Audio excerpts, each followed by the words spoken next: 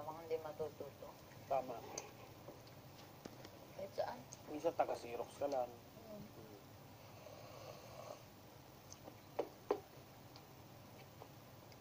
Depende.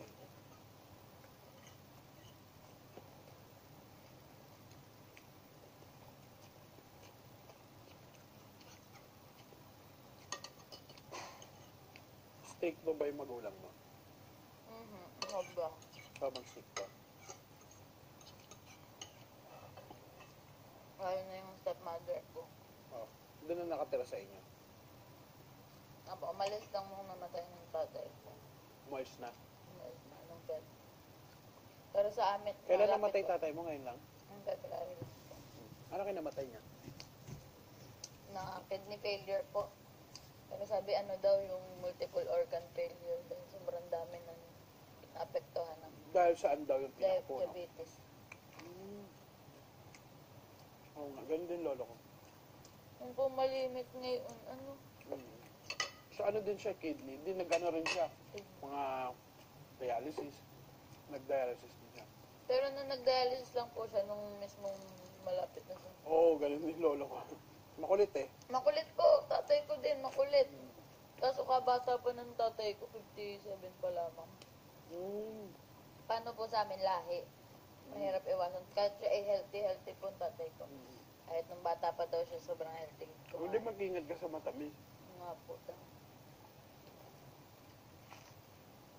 Dahil napapasa yun. Sa nanay na side ko, ganun din. Hindi mo ba kasundo yung stepmother mo? Dati po hindi talaga. Lagi akong inaawa. Eh, ba't siya umalis na? Pero nagkahit kami, lalo na nung medyo, ano na sa daddy, nung medyo Andiyan na naglayas ako. Naglayas ka? Bakit ka naglayas? Ay, ako'y nasura. Ano hindi po ako na-emit pag ako'y pinagsasabihan. Nahihiya po ako. Isang beses umimik ako. Nakasagot ako. Nahihiya na ako sa tatay ko dahil parang feeling ko ako'y sobrang sama ng anak. Umalis po ako.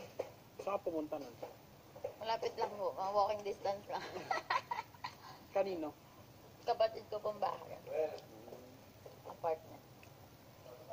Nilolong ako ni Big Brother. Ayos din pala paglalayas mo ng walking distance. Oo.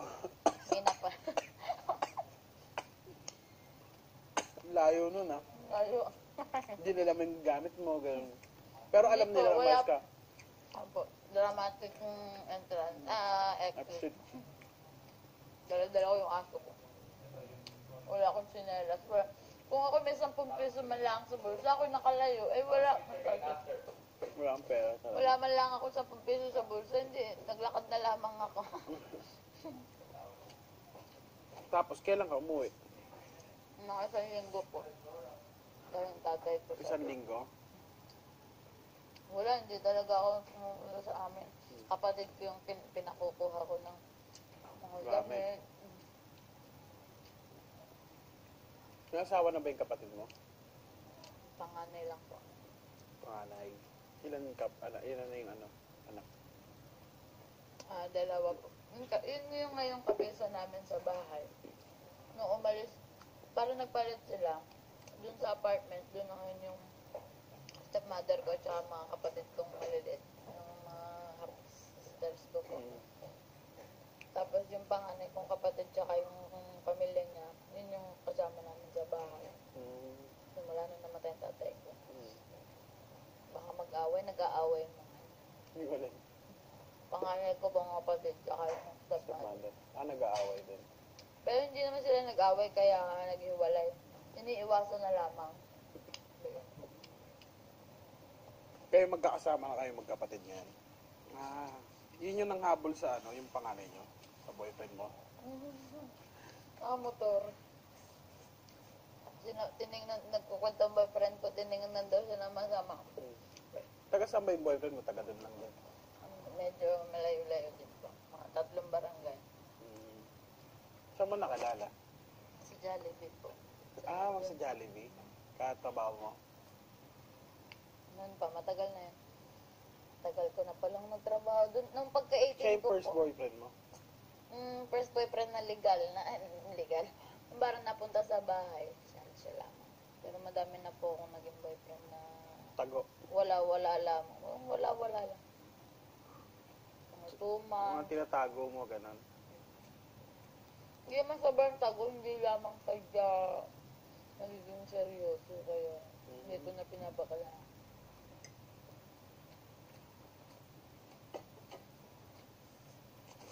Hinahapon siya. Nung pagkatapos nun, dumidiretso na siya sa bahay niya. Ganito po lang. May inuman sa amin. Pakinig namin. Dahil po, naglalakad pa kami bago sumapit yung gate namin. Hinatid na ako, naglalakad kami punta sa gate. Nung nasilip niya na maraming tao sa labas ng bahay namin, umalis na, nandun pa lang sa gate, babay na, pumasok ako. Tapos, naglalakad na siya pabalik, malayo yung lakarin. Mga 10 minutes na lakad bago yung sakayan. Tapos, di ako tinanong, gabing-gabi na nun, alas 2 na yata, inintay pa, alas 8 yung labas ng boyfriend ko sa trabaho. Inintay pa niya ako hanggang alas 2 para ihatid dahil wala pong nasasakyan ng ganyang oras. Yun, alas 2. Madaling araw na. Madaling araw na. Ganun po schedule ko dahil hapon na ako nakaka-duty dahil nang pasok sa school. Yun. Pagpunta dun sa, pag uwi ko, sabi, bakit gabing-gabi ka na tapos hindi ka man lang nagpasundo dahil sinusundo po nila ako minsan. Hindi ka man lang nagpasundo, dapat nag-text kung ano nangyari sa iyo, ganyan. Bago hindi, natid naman po ako ni Ron. Sino kayang Ron na yan? Wala po yung nanliligaw yung boyfriend. Nanliligaw pa lang sabi ko. Dahil hindi pa nila kilala. Sabi ko, si Ron po yung nanliligaw sa akin. Sabi, bakit hindi dumiretso dito? Siya naghahatid tapos hindi didiretso dito. Natatakot nga sa inyo. Kita mo yung reaction mo tapos naglalasing pa kayo. Sabi ko, umalis na. Tay muna. Uy, kabado na po ako. Dahil naglalakad pa rin yung boyfriend ko nun. Kinuha susi ng agawan kami ng susi. So, kuya, sabi to, uwi na yun. Yun, inintay pa ako nun. Ganyan. Ayan, nag-explain ako. Ayaw makinig. Medyo nakainom. Tapos, nakuha sa akin yung susi ng motor. Nagpanda. Galit na galit. Kuya, sama ka na ugali mo. Ganyan. Tapos, punta maigi. Tapos, bumalik na. Kung ano nangyari, wala. Pinagsabihan ko lamang. Tapos, nung kinabukasan, nakita kami ng boyfriend ko. Takot na takot. Sabi, baby, hindi na kita ihahatid. Sabi ko, bakit di mo na ako ihahatid? Magalit sa akin ng iyong kuya. Lalo mo nga dapat akong ihatid sa pinto, wag sa gate. At nagagalit. Hindi yun, masimula ng takot na takot daw. Sabi daw sa kanya, alagang-alaga namin. Tapos malay mo kung mapaano yun sa gate, ganyan. Nagpapasalamat daw dahil inihatid. Pero dapat dinidiretso mo sa bahay kung lalaki ka. Sabi ganyan. Natakot yung boyfriend ko, yung natuto. Na ngayon. Simula nun. Tapos kuya na siya, kuya. Yun pong kuya kong yun, talagang mukha talagang galit lagi. Yung panganay niya yun. Opo, panganay. Tsaka mahal na mahal ako niyon. Punta kami sa handaan sa kanila nung nasa apartment pa. Tapos may birthday pa, 7th birthday ng pinsan, ng pamangkin ko, yung anak niya. Tapos sinama ko si Ron, yung boyfriend ko. Sabi ko Kuya, kami aalis na.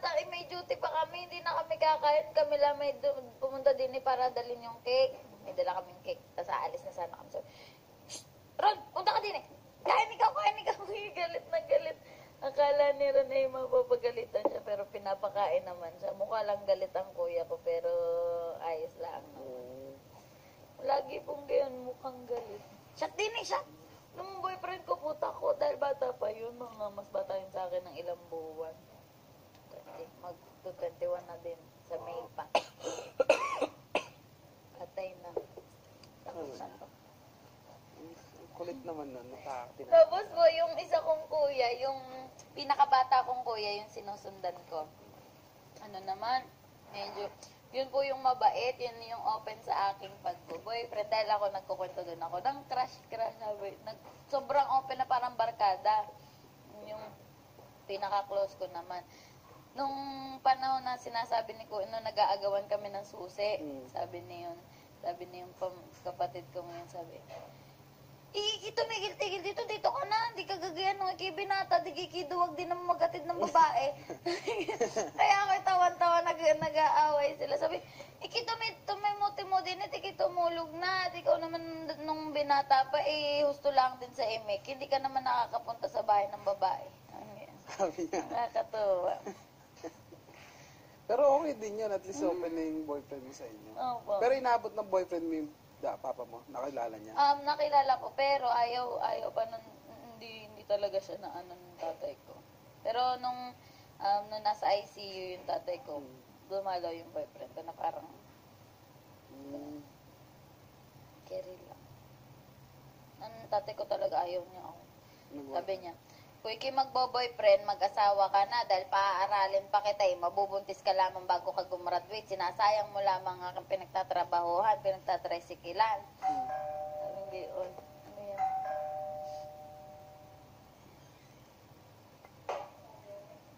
Late yan. Napindot. Ayun. Lagi po akong baliktad, reverse psychology ang aking ama. Pinag-aasawa na ako, hindi yung ama na, huwag ka muna mag-aasawa, ining bata ka pa. Alam na ako'y pasaway. Lalo niya ako pinupush mag-asawa. Mag-asawa ka na, mag-aasawa din naman, patatagalin mo pa. Aming gayon. Nakatakot. Daddy, tapos, ang tatay ko magaling sabi sa akin, natatakot talaga ako.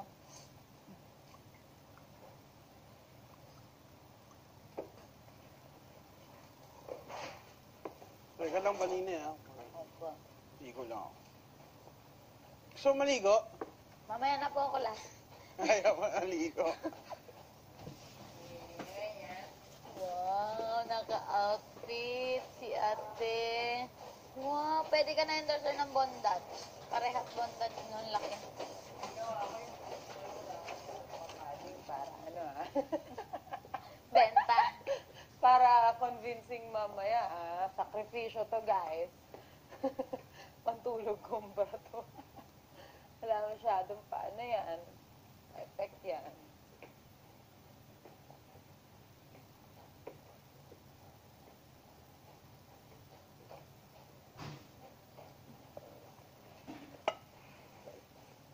Ayun nga no. Bondage pala ako. Tinakingan para kita to para...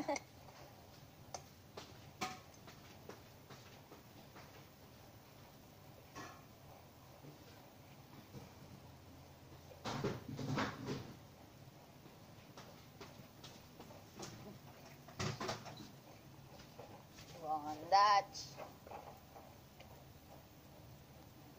Ay, ari yun, ano? Ganyan, nagkasya. Sampo sa sayote. Maluwag siya dito, pero okay lang. Bagay yung tupi. Ang galing.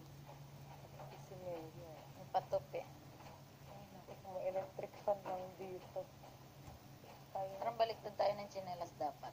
Tama sa Oo kulay. nga na. Mas bagay. Parang may kulay naman yung nakastik. Ako pa rin ba sa siya? Ano ba? Jerome. Wait, Jerome, basa mo na, re. Jerome, pumasok ka sa confession.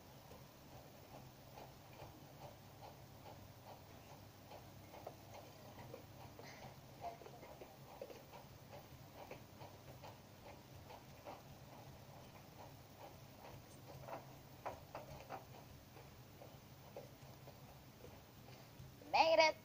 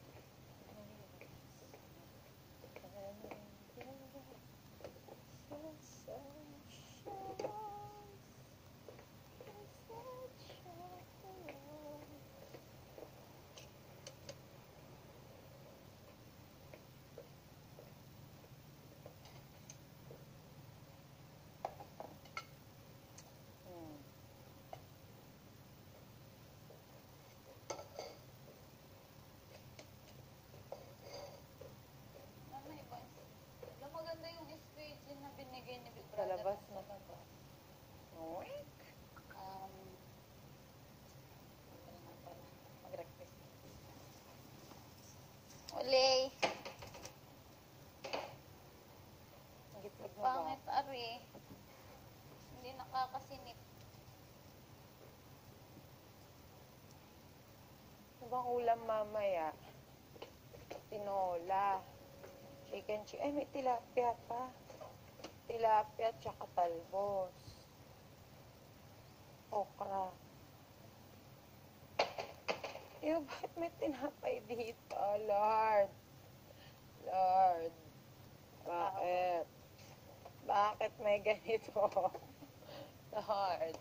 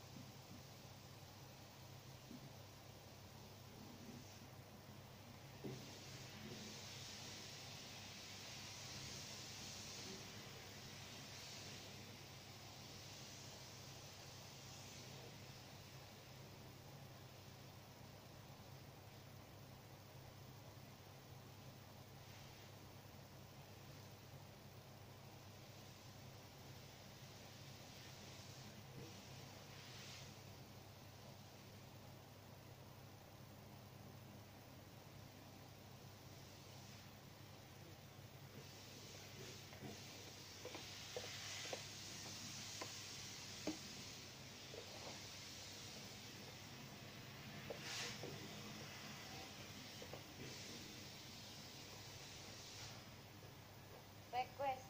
Squeeze. Sobrang pangit. Lalo nang pumapangit ang bintana. Ew. Hindi nakakatulong. Hindi nakakatulong. Yung squeegee sa labas, maganda. Diretso pa. La la la la la la la Kumain ka na ba? la. Na na na na na na na. Kumain ka na? Yan. Ay! Oh. Nandurog ko na. Yak! Oh my God, may chicken na! Ayan o. Meron nga. It's like a little fetus. Fetus. Dad. That's a seed. No, alive. No, get it. Don't kick it. it. It's green. It's green, you should flick it. Ayun, you got it. Yung fried chicken. So it's not gonna look like a chicken yet. Kala ko we could unfold it. Play with it. Mamaya. Sinabi mo nga, there's a baby coming. Ikaw pala magdadala. Confession? I was a baby. Wait up, done my confession. Sandali lang ang aking itlog. Snacks.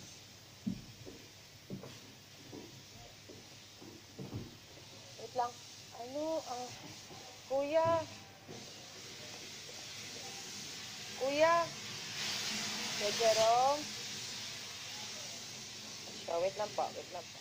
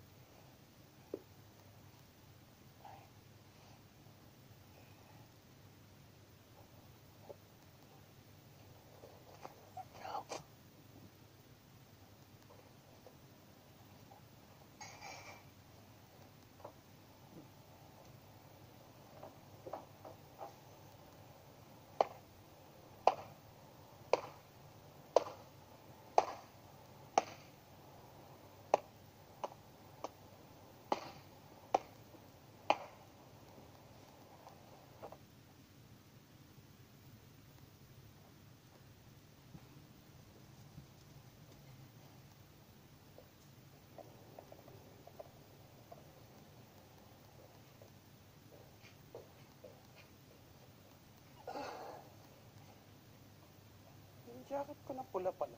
Ayun.